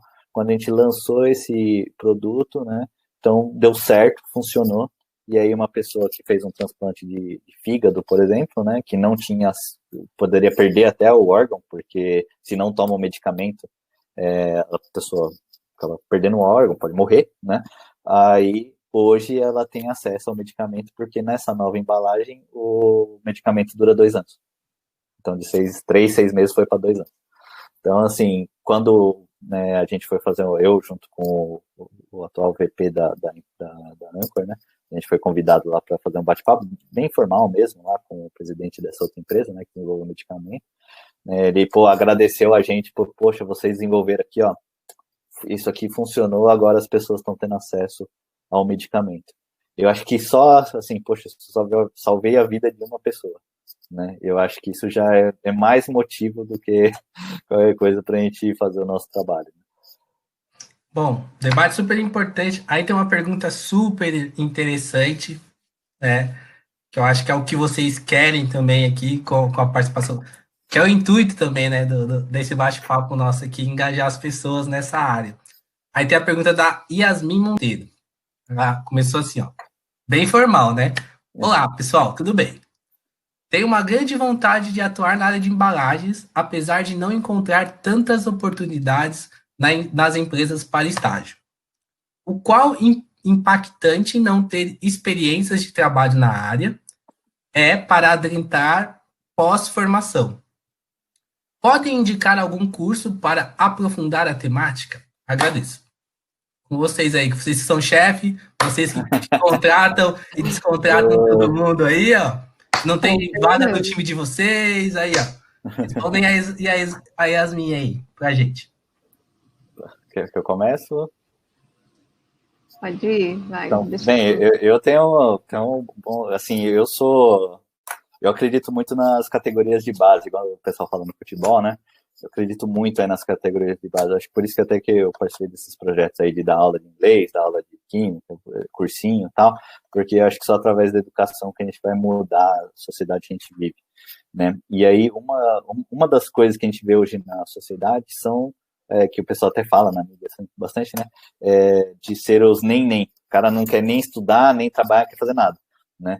E o que as empresas mais buscam são pessoas engajadas, pessoas que estão afim, né? Você vai na entrevista, você vê as pessoas que estão afim, que estão buscando, que estão lutando, né? E eu falo por mim que vim, né, comecei lá embaixo mesmo, assim, é difícil, é difícil, tem dia que é complicado, nossa, é complicado, eu trabalhava na feira, acordava 4 horas da manhã, no outro dia eu ia pro técnico, eu chegava em casa meia-noite, eu peguei 1h30 de busão, o busão quebrou e não sei o que e tal, é complicado, mas você tem que estar sempre, né, na luta, né, senão você é o único de vencer, né.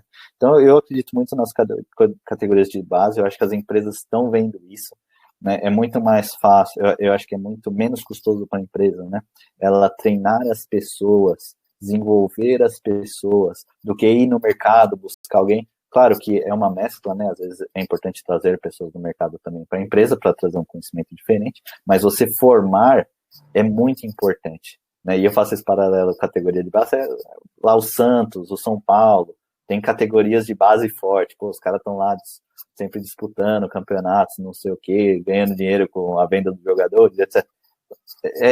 As empresas também têm isso, né? Desenvolver os talentos, pegar as pessoas, e quem tá afim, quem corre atrás, as oportunidades aparecem, né? Eu acho que são os pontos, assim, que eu acho que são principais. Estar engajado, demonstrar vontade e sempre estar buscando se aprimorar. Cursos diretos na área, tem algumas instituições, como a ABRE, Instituto de Embalagens, que tem alguns cursos relacionados à temática embalagem, ISPM, se não me engano, também tem um curso de embalagem, né? Mas eu acho assim, faz mais sentido você fazer um curso de embalagem quando você já está específico já na área, né? Eu, pelo menos, fiz isso, né? Eu acho que vale mais a pena você fazer um curso na área que você gosta, por exemplo, poxa, gosto de administração, vejo que é legal a administração, mas eu quero atuar na administração dentro de uma empresa de embalagem. E aí você entender como que funciona o mercado de embalagens, as empresas que atuam nesse mercado, e aí buscar as vagas, né, de estágio nessas empresas, né, para aí você trazer esse conhecimento.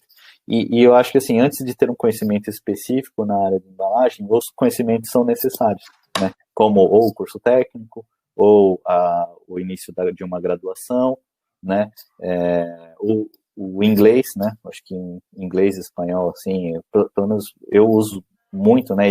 Eu acho que eu consegui as vagas que eu fui entrando nas empresas por causa do inglês, né? Então, e hoje está bem mais fácil, né? Quando eu comecei, eu tive que pegar lá dos R$ 15 da feira e pagar um curso de inglês, né? Agora não, se eu abrir no YouTube aqui, colocar em inglês agora, eu tenho várias aulas, consigo aprender um monte de coisa e tudo mais, né? Então a gente tem muito mais acesso a isso, né? Então acho que esse conhecimento básico, né, teoricamente básico, né, é uma forma de você se colocar nesse mercado e aí a partir daí você vai construindo esse conhecimento dentro da indústria de embalagem. Raquel, quer complementar? Eu acho que é isso mesmo que o Fernando falou. Tem bastante empresas que pegam na área de estágio de embalagens de pessoas que vieram de diversas universidades, né? A gente pega aí exemplos, eu posso citar alguns, não vou citar nomes, né? Mas diversas formações que a pessoa realmente, a empresa investe, né, em você, para você aprender. Por exemplo, eu fui uma dessas pessoas, né? Eu entrei na área de embalagem sem saber nada de embalagem, zero coisa. Então, realmente, por exemplo, no caso, todas as pessoas que trabalharam comigo sempre investiram muito no desenvolvimento do meu conhecimento. Eu acho que tem muitas empresas que têm essa abertura. E no caso de não, assim, falando de uma maneira bem prática, né? Assim, se não existir no momento que você está procurando uma vaga de estágio na área de embalagens, você pode procurar empresas do ramo e entrar de outras maneiras, né, em outras áreas, porque também isso com certeza vai agregar o conhecimento, não vai ser algo perdido. E vai contar como uma coisa para você também, né? Ter experiências em outras áreas e fazer esse tipo de curso depois que você já estiver, né, mais inserido um pouco no mercado, ou até mesmo quiser fazer, tem uma pós-graduação na Mauá, tem os cursos do Instituto de Embalagens, tem, como todo segmento, tem inúmeros vídeos na internet, né, que você pode aprender, que você pode entender o que é esse universo, assim, muitas palestras, muitos webinars, tem muita coisa acontecendo, principalmente esse ano, assim, tudo online, muito fácil acesso. E aí, estando dentro de uma empresa do segmento, alguma coisa similar, com certeza fica muito mais fácil migrar para a área. E eu acho que muitas empresas realmente investem em talentos que estão já dentro de casa. Né? Então, não necessariamente você precisa começar a sua carreira em embalagens para ficar em embalagens do resto da vida. Né? A gente tem... Acho que dá para aceitar diversos casos, acho que até o Fernando falou que começou em qualidade, né? Isso, eu fui de qualidade, desenvolvimento, assistência técnica, vendas Então, às vezes, os caminhos são um pouco diferentes, né? Não necessariamente você entra em embalagens, mas tem muitas áreas correlacionadas, então qualidade, toda a parte de manufatura também é muito ligada com a parte de embalagens, a parte da própria engenharia, né, quando não é especificamente de embalagens, então tem diversos caminhos para chegar nisso, e todo o conhecimento que você adquirir nesse processo com certeza vai ser válido. Beleza, vamos lá para Yasmin, ó, uma dica da boa, hein? Nem na cena você vai ganhar essa dica, ó. Vai lá no YouTube, dá um like lá no canal Steam é Nós. Depois você vai ver a descrição do vídeo e você vai ver os contatos de duas pessoas assim, ó. Que não são as pessoas que a gente está conversando hoje. Depois você entra em contato com elas e pergunta mais da área. As pessoas são super acessíveis.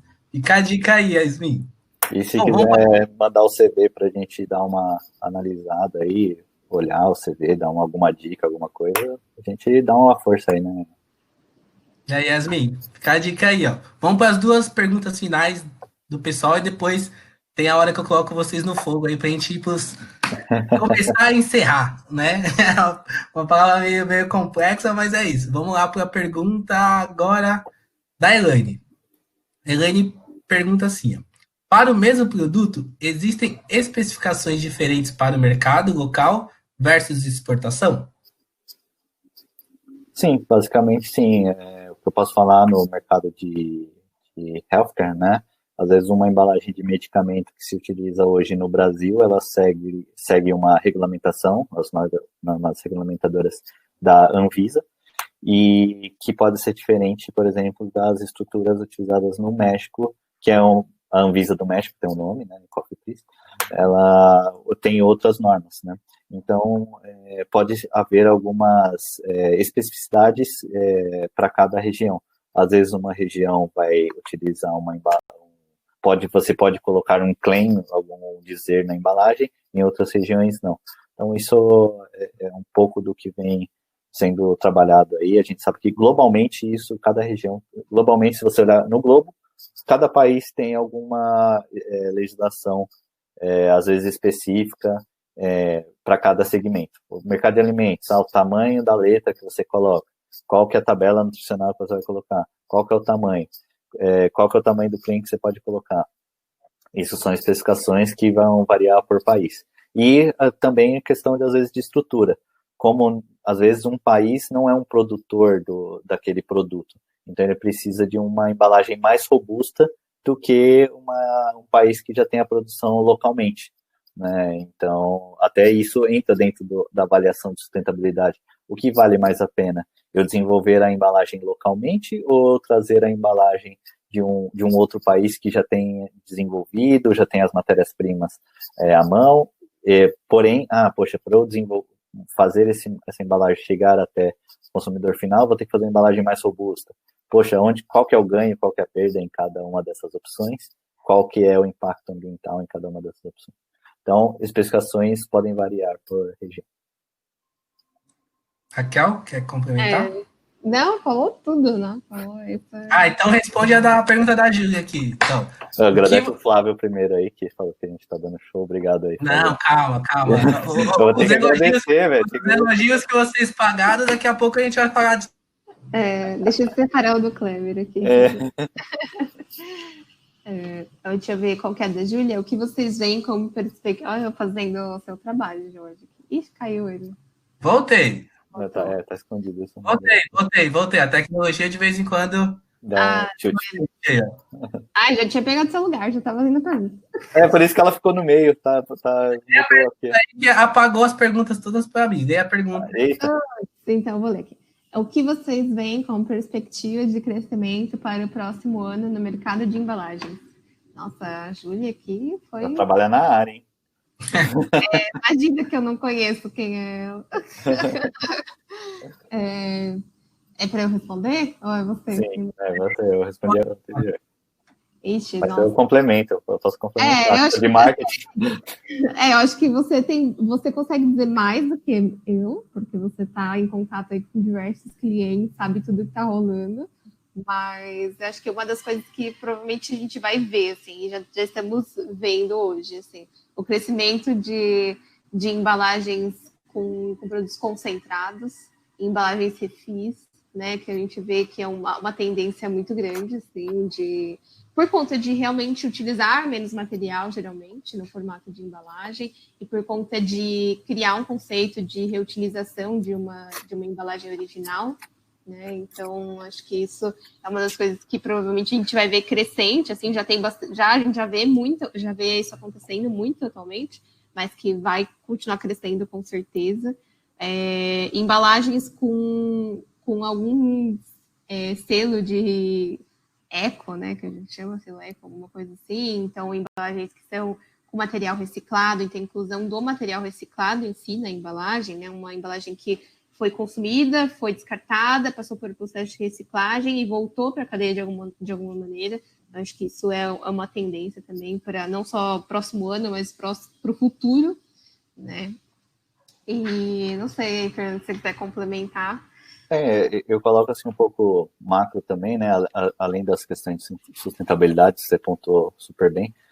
Assim, a sociedade ela está vivendo uma urbanização maior, né? Então, mais pessoas vivendo nas áreas urbanas, as pessoas estão tendo uma maior longevidade, né? Então, estão né, vivendo mais, né? Um crescimento exponencial disso, né? Nesse caso. Então, e também um cuidado com o meio ambiente e muitas crianças, né? Então, as embalagens elas têm que ser amigáveis para as pessoas mais velhas, para você conseguir ler o seu conteúdo, entender qual é mesmo o produto, ter uma facilidade para abertura, né? Uma embalagem que tenha muita dificuldade, fica se matando para abrir, é mais difícil, né? Com essa urbanização, então, as pessoas vivendo também mais né, sozinhas, né? Parece que a taxa de casamento e divórcio tá meio que pau a pau já, né? Parece que entra, eu vi esses dias, essa semana, aí o Samidana falando sobre algo relacionado, né? Então, assim, você já fala, então, usar porções menores, ter produtos mais porcionados, tá vendo, né? Tá ocorrendo muito esse formato, né? Então, as pessoas, ao invés de ter filhos, eles estão tendo pets, né? Então está crescendo muito esse mercado de produtos para os animais, para os pets, né? Que são da família, né? São membros da família, né? Quem tem sabe como é, né? Então, assim, é bem essa mudança da sociedade, né? Da organização social, ela influencia diretamente nas embalagens. Então, hoje não tem... Uma embalagem tem que ser de fácil abertura, mas não tão fácil que uma criança consiga abrir e tomar aquele medicamento. Então, ela tem que ser senior-friendly e child-proof, né? Então, ela tem que ser facilmente porcionada ou que já vire em porções menores, né? Também, aí, em outros casos, tem que vir em porções maiores, até pelo venda nos atacadões, né, e tudo mais. Então, é um pouco desse cenário macro que a gente pode falar da mudança do tipo de embalagem. Hoje você vê já, por exemplo, lá na parte de proteínas, você já vê o queijo já cortado em fatias. Quando que você imaginava que você veria, vou comprar o queijo já fatiado? No máximo a gente comprava o tabletão, assim, né, e ia cortando os pedacinhos para tomar o café da manhã, né? Agora não, já vem tudo cortadinho, bonitinho, né? Então, é tudo um caminho. E produtos já prontos, né? Então, embalagens retortable, né, que já são cozidas, né, dentro da própria embalagem, elas têm resistência à esterilização, elas têm o produto pronto para ser consumido, é só o consumidor abrir e consumir, né? Então esse também é algo que vem numa crescente aí nesse mercado hoje. Bom, aproveitando que a tecnologia foi muito a meu favor e apagou as mensagens, tem mais alguma? Você que pagou para todo mundo elogiar você aí, ó, lê todas as mensagens até chegar na Yasmin aí, os agradecimentos. Vamos ver quantos agradecimentos são para você e quantos são para Raquel. Lê aí. Não, dos últimos você tá falando, né? Até chegar da Yasmin. Depois da Yasmin já apareceu para mim aqui. O antes, tá falando? Porque a Yasmin antes, mandou muito obrigado, né? Isso, antes dela. Então, isso. Vamos lá, o Flávio agradeceu aqui, cases reais super interessantes, aprendi que embalagens salvam vidas. Obrigado, Flavião. O Kleber, Raquel é sinônimo de sucesso, eficiência e resultado. Deu certo, ela mandou um pix. Já mandou um pix, já valeu. Flávio, brincadeira. Flavião, vocês estão dando show, parabéns. Quem mais aqui que a gente não tinha falado? Tiagão. E os demais a gente já tinha falado. Tiagão. Beleza. Então vamos lá. A Juliana mandou aqui. E eu acho que só tem uma. Você viu da Juliana, né? Vamos aqui. Já tá vendo. Beleza. A Juliana mandou assim: parabéns pela live, pessoal, super interessante. A Raquel tá pagando bem a galera. Parabéns principalmente para Raquel, minha parceira de trabalho por muitos anos, que tive muito orgulho de partilhar a jornada. Aí tem o Flávio aqui, mandou: muito feliz em ver profissionais tão competentes compartilhando as experiências. Veja a evolução da Raquel em 6 anos no segmento, sendo uma ótima referência profissional com uma carreira brilhante. Parabéns. Eu acho que você tá pagando um pouco pra galera agora, hein? Entrou. Eu paguei mensagem com 140 palavras. O Ida mandou aqui, ó. Muito bom ouvir quem sabe. O Felipe mandou: obrigado ao time por dedicar esse tempo para compartilhar conhecimento. Boa noite. E a Júlia mandou: parabéns, Raquel. Parabéns a todos. Super interessante. Obrigado. Então vamos começar o nosso bate-bola final aí. Começar com quem? Quem vocês querem que eu comece? Que é um bate-bola surpresa. Mas eu posso agradecer primeiro pelas mensagens? Calma. Daqui a pouco você vai falar. Daqui a pouco. Respira. Então vamos começar pela Raquel. Raquel, que pergunta que eu deveria ter feito pro Fernando que eu não fiz? Ai, Jorge, que difícil. Que pergunta você deveria ter feito para ele? O que você quer saber aí de um fornecedor? Eu não fiz. Ou de um colega da universidade também, pô. Pode ser, pergunta aí, o Fernando tem que responder, tem que se virar aí. Vamos pensar. Ai, Jorge, me pegou de surpresa. Faz com o Fernando primeiro. Não, mas é isso mesmo. Então vai lá, Fernando. Qual pergunta eu deveria ter feito para Raquel e eu não fiz? Bem, qual que você acha assim que foi a principal novidade no mundo das embalagens que você acha que falta hoje? Assim, tipo, putz, eu tenho esse problema na minha vida hoje e uma embalagem poderia solucionar. Olha o Fernando querendo fazer projeto. Já vamos fazer um brainstorm aqui, né? Aproveitar, né? O problema hoje, bom, então vou direcionar direto para você, aí o que a gente está querendo. Acho que uma coisa que a gente tem trabalhado muito, assim, é a questão de tornar as nossas embalagens recicláveis, né? Tecnicamente recicláveis de todas as maneiras. Então, a gente sabe, por exemplo, que um frasco de PE, ele não necessariamente vai ser reciclado lá no final, mas ele pode ser reciclado. Existe tecnologia e tudo mais.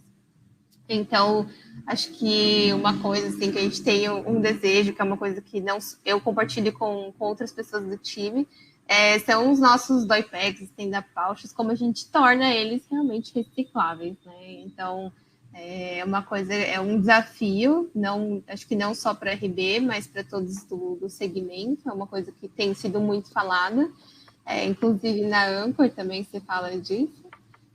Então, acho que realmente, tipo, esse é o que eu vejo como uma das coisas que eu tenho trabalhado, né? Não eu especificamente, tem uma pessoa do time que está trabalhando muito nesse projeto de seguir com isso, de como tornar essa embalagem reciclável para o consumidor.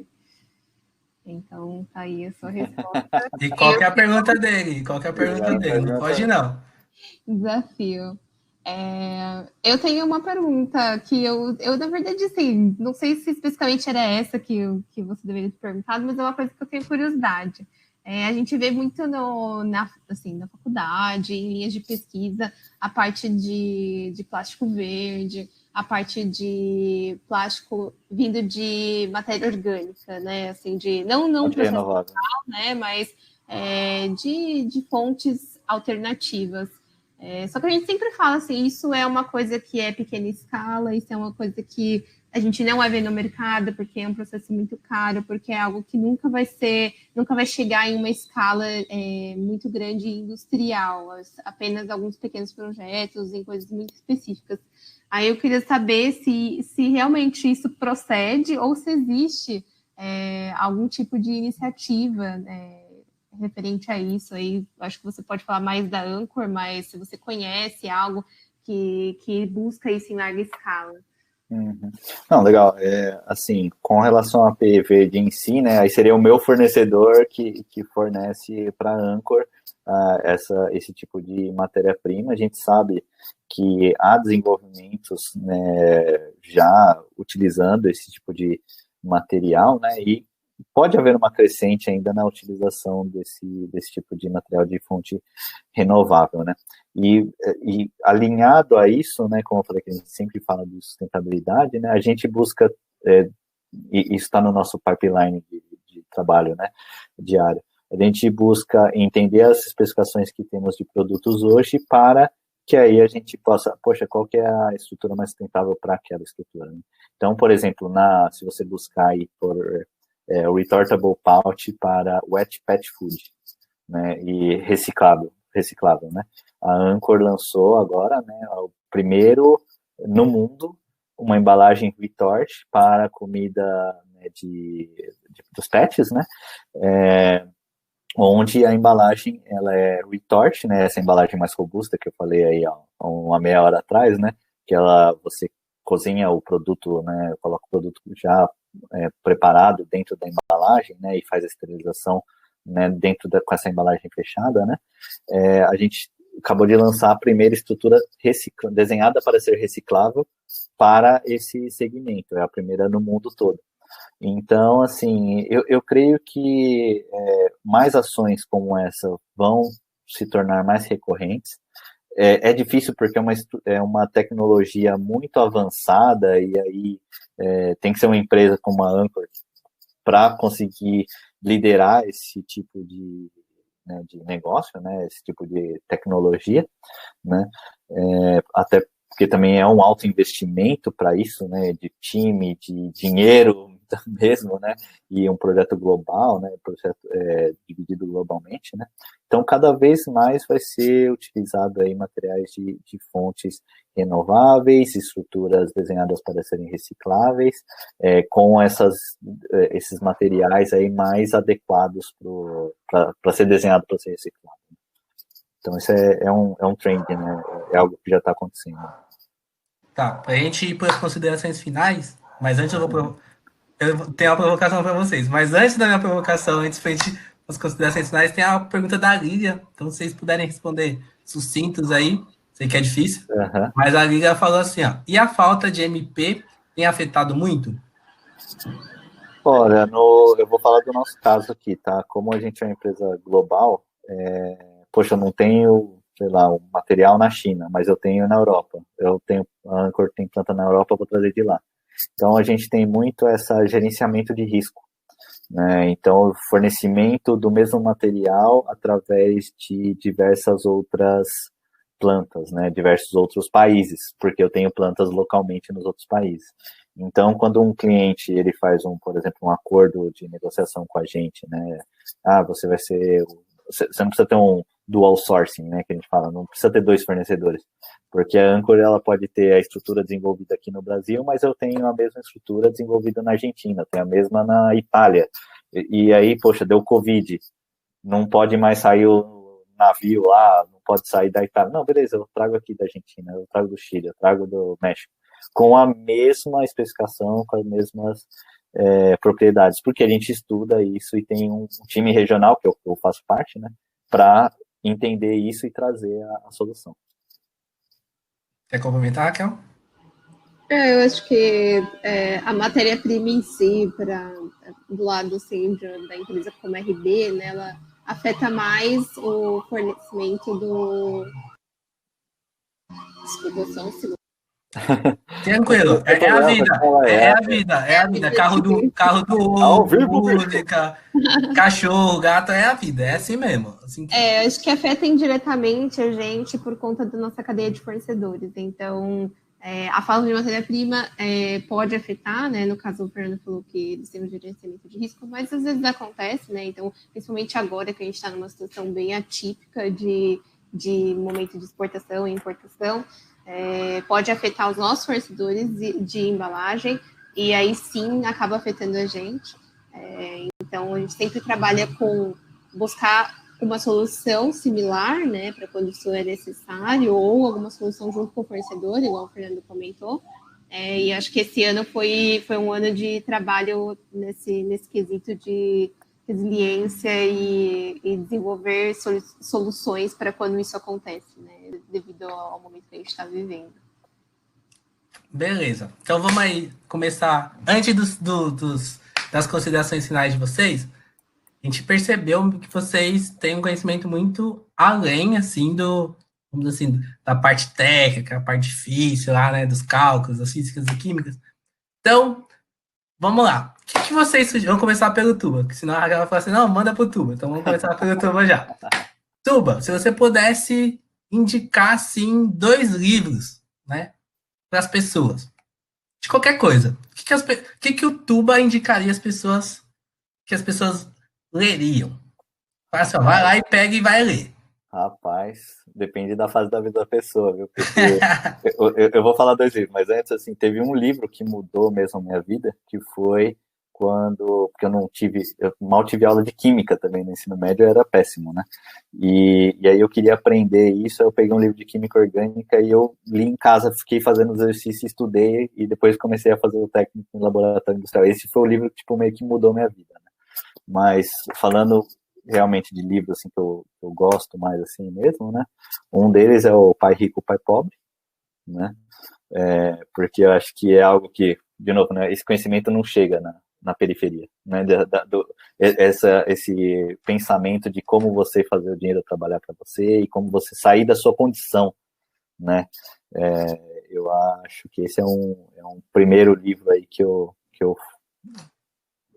foi muito importante para mim.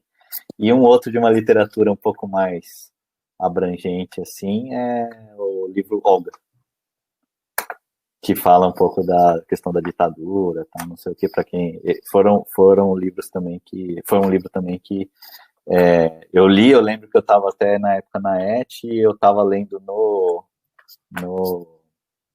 no ponto de ônibus lá tal, e tem uma hora que eu fechei o livro de tão pesado assim que foi pensar em algumas coisas, mas na verdade aquele fechar o livro para pensar sobre o que aconteceu faz a gente pensar em como que a sociedade, como que ela chegou naquele momento, né, que teve um momento complicado da nossa história, né, e como que a gente faz para não deixar isso se repetir, como que a gente atua na sociedade, né, individualmente, né, para que isso ao nosso redor esteja as coisas melhores. Me fez pensar sobre isso aquele dia. Boa. E você, Raquel? Sugere aí pra gente aí, 2 livros. É difícil.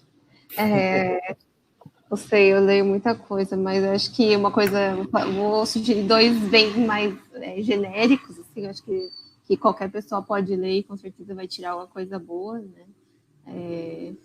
Eu leio muita coisa de história e muita coisa de ficção, mas de realmente coisas para a vida, assim, tem um livro muito interessante que chama Outliers, inclusive eu sempre dou para alguém esse livro, presenteio. Eu acho que é um livro que faz você refletir sobre como que funciona, né? Qual que é a porcentagem de sucesso versus o esforço, para você não acreditar 100% no talento. Realmente o sucesso vem de horas sentadas numa cadeira, horas desenvolvendo aquilo que você quer ter sucesso. Então, até uma coisa bem marcante desse livro é o que... Bom, não vou estragar para vocês, mas a questão de quantas horas são necessárias para você se tornar excepcional em algo que você faz. Nossa, legal. Já vou anotar aqui. É bem interessante, assim, né? Não dá para levar 100% a pé da letra, cada um vai interpretar de uma maneira, mas eu acho que vale a pena ler. Ele é pequenininho, então é rapidinho de ser lido. E um outro livro que aí um pouco mais genérico da parte de história que me marcou muito e eu li diversas vezes já, e cada vez que eu leio eu tenho uma conclusão diferente. E é um livro que muita gente conhece e não é um livro nem de autoajuda, nem de nada relacionado à carreira, a sucesso, etc., mas faz você refletir muito, que é o Diário da Anne Frank. Eu sempre releio, eu tenho um dele, sempre recomendo. É um livro muito bom, assim, contado por uma criança praticamente, né? E faz você refletir assim sobre a vida no geral e onde você quer chegar e as oportunidades que você tem e como você pode usar elas, né? Então acho que apesar de ser uma história, né? E é uma história super triste, né? Uma história real. Traz uma reflexão bem legal. Eu gosto muito desse livro e toda vez que eu leio eu fico emocionada. Então, boa. Várias aí reflexões e sugestões boas. Então, a Daniela, ó, os últimos 3 aí que vocês pagaram aí, vamos lá. A Daniela falou assim, ó, parabéns pessoal, foi uma aula. Muita experiência compartilhada e dicas importantes para quem está iniciando no mercado e também para quem já está nele. Mandaram muito bem. A Cíntia mandou. Cíntia Santos. Fernando, que orgulho. Parabéns, pessoal. E obrigada por dividir um pouco do conhecimento e experiência. E a última, a Giovana. Live muito enriquecedora. Parabéns especial para a Raquel, que tem me passado ensinamentos que levarei para sempre. Então vamos começar aí as falas finais. Raquel, fala aí. O que você quer falar? Fala para o mundo. O microfone é seu aí. Beleza. Bom, primeiramente, obrigada, Jorge, por me convidar para a gente bater esse papo. Foi super divertido. Fiquei super nervosa, achei que poderia falar um monte de besteira, mas foi super legal trocar essa ideia aqui, conversar com todo mundo que estava assistindo. Obrigada a todo mundo pelas perguntas, né? Perguntas super complexas, assim, o pessoal se esforçou real aqui para fazer as perguntas. E muito obrigada pelas mensagens, por todo o carinho que vocês passaram para a gente. É muito bom, né? Estar sempre em contato com pessoas do mercado e de fora do mercado para compartilhar experiências e trocar essa ideia, e com certeza o Jorge vai deixar de alguma maneira, acho que no vídeo, o meu contato, quem estiver assistindo que quiser mandar uma mensagem, conversar, eu posso...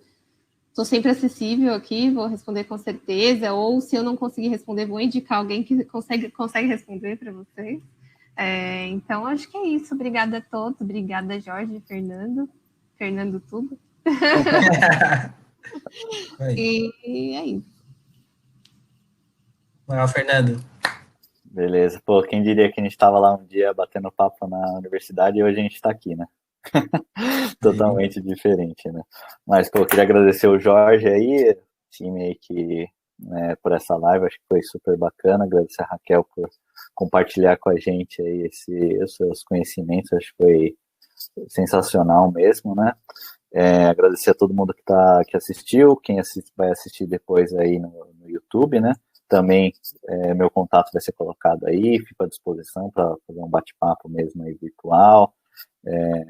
Pode me mandar aí para a gente conversar, tirar dúvidas aí sobre o mercado, né? E como eu falei pro Jorge e pra Raquel, né, quando ele veio o convite aí, né, acho que o principal é a gente conseguir levar a mensagem de que o estudo, o trabalho muda a sua vida, né? Então, ao invés da pessoa perder 15 minutos todos os dias, né, vendo TikTok, vendo seu Instagram, vendo lá o que a celebridade está realizando, se ela perder 15 minutos ou 20 minutos do dia dela para buscar um conhecimento de alguma coisa, ela pode fazer a diferença na vida dela e na vida das pessoas, né? Pode gerar valor para a vida dela realmente e gerar valor para a vida das pessoas. Eu, por exemplo, hoje, né, agora eu tô, né, todo dia eu vejo alguma coisa sobre economia, então eu vejo um vídeo do YouTube lá, às vezes 20 minutos, 30 minutos, ou escuto algum podcast indo para o trabalho, né? A gente tá fazendo um rodízio uma semana sim, semana não, coloco no carro para ouvir alguma coisa, e aí depois quando eu vou para uma reunião e eu sei alguma coisa sobre economia, poxa, foi porque eu gastei 15, 20 minutos ali do meu tempo, ao invés de escutar uma música, que é legal também, tem que fazer isso, né? Mas às vezes 15, 20 minutos faz a diferença. Eu aprendi isso aí com o Tele Santana, né? Porque ele pegava 15, 20 minutos pro Cafu ficar fazendo cruzamento, depois o Cafu levantou a taça em 2002, como, né, colocou lá Jardim Irene. Se não tivesse um cara, às vezes, para, né, passar essa diferença para ele, talvez ele não teria feito, e hoje ele não seria o Cafu. Eu conheci o Cafu pessoalmente, o cara é sensacional. Então, assim, o que eu quero colocar é isso. Às vezes, você investir o tempo de conhecimento faz a diferença na sua vida e engajar as pessoas. Acreditem, é possível, né, sair lá da feira e se tornar gerente de uma multinacional. Graças a Deus isso aconteceu comigo, ajuda os meus familiares e ajuda dos meus amigos, como o Jorge e Raquel aqui durante a graduação. E muito obrigado a todos. Eu gostaria muito de agradecer, né? Quem diria, né? Lá do Piso Vermelho, da UFABC, né? Do início dos projetos de 3E, escola preparatória, vários da materiais, né? Semana Engenharias, vários perrengues, né? Muitos perrengues diferentes de disciplinas, a gente se encontra aqui, cada um no seu momento, né? Cada um referência aí na área de vocês. Então, queria agradecer muito, Raquel. Muito obrigado. Eu sei que o tempo de você é bem difícil também, né? Chefe, né? Faz muita coisa. Fernando Tuba, né? Muito obrigado. Sabe da dificuldade, né? Não só do trabalho, né? Da responsabilidade, mas tem aí um pequenininho em casa, né? Então... Ele dormiu cedo, graças a Deus. A esposa conseguiu fazer ele nanar. Tem que se desdobrar e teve essa oportunidade de vir aqui conversar um pouquinho. A conversa foi tão boa que a gente extrapolou o tempo, né? Era 1h10 que a gente tinha combinado, 1h20, já são tá dando 1h50 aqui já. Caraca. Espero que o pessoal tenha gostado, né? No final sim, das contas, que é importante. Agradecer todo mundo que fez as perguntas aí, que questionou, que mandou os agradecimentos, né? E ver como que vocês também são pessoas queridas, né? E vem muitas pessoas, vem muitas mensagens de agradecimento, né? Então mostra não só o profissional que vocês são, mas as pessoas de caráter que vocês são. Então, tenho muito orgulho de poder falar assim que nós somos amigos, assim, que a gente convive, a gente estamos em áreas diferentes, né? Mas a gente se convive, a gente conversa, então tenho muito orgulho de vocês, então, de agradecer mesmo por vocês terem aceitado o convite. Beleza? Então, todo mundo vai lá no YouTube lá, Steam é nós, dá o like lá, compartilha aí, manda mensagem para Raquel e para o Fernando aí, incomodem eles na semana, e a gente se vê aí nas próximas conversas. Tchau, tchau para vocês. Valeu, pessoal. Muito obrigado. Até mais. Tchau.